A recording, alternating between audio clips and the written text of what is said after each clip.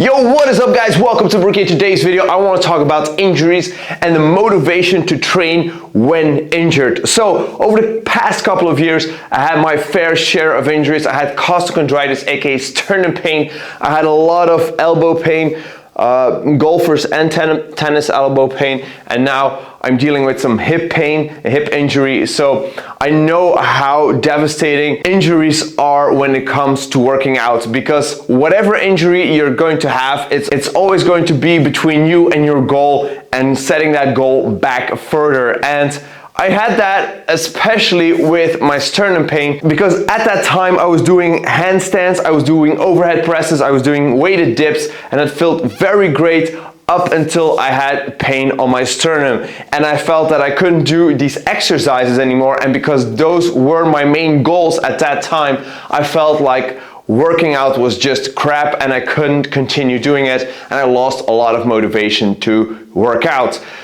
But actually, if you look back, I could do still a lot of things. I could still squat, I could still deadlift, I could bench press, I could still do push-ups, I could do a lot of things, and I could focus a lot of my attention on that.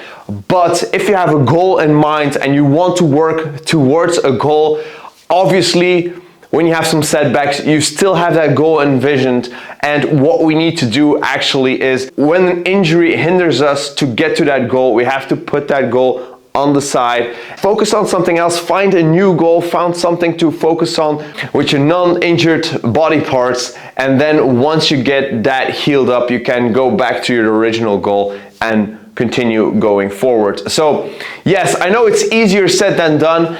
We have to be practical about this. We're in this for training for the long haul. We want to train for as many years as possible. So even if temporarily we have to set a goal aside, know that it's not forever. Know that you can always come back to that goal once you're fully healed up, because if you keep pushing through that injury, you're never going to attain that goal. You're going to push that goal further and further away.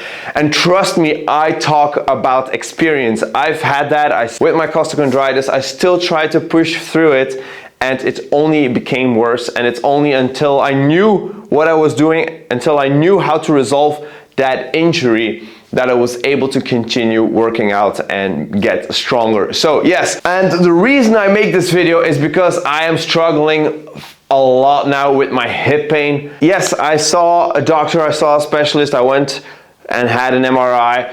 I have to get that fixed at some point in time, and that I have to work around it. And I like to make a drawing, even if it's just mentally, that I see my body, I see, okay, this point and this point is injured. What can I train around that to make the initial injury better without aggravating it even more? Because the most important thing about any injury is, in order to let it heal, you can't continuously aggravate that area, because otherwise it will never heal. Even with the best protocols, if you keep re-injuring the same spot, it will never help. But basically, just try to get some blood flow to that area, increase very gradually over time, and hopefully and normally you should break through that plateau that you had earlier, and you should have your tissues healed a lot better. So yes, I know this video is mostly made for myself, because I know I need some motivation to train, because if you can't do everything you want to do, it sucks. It really sucks. But we have to stay positive.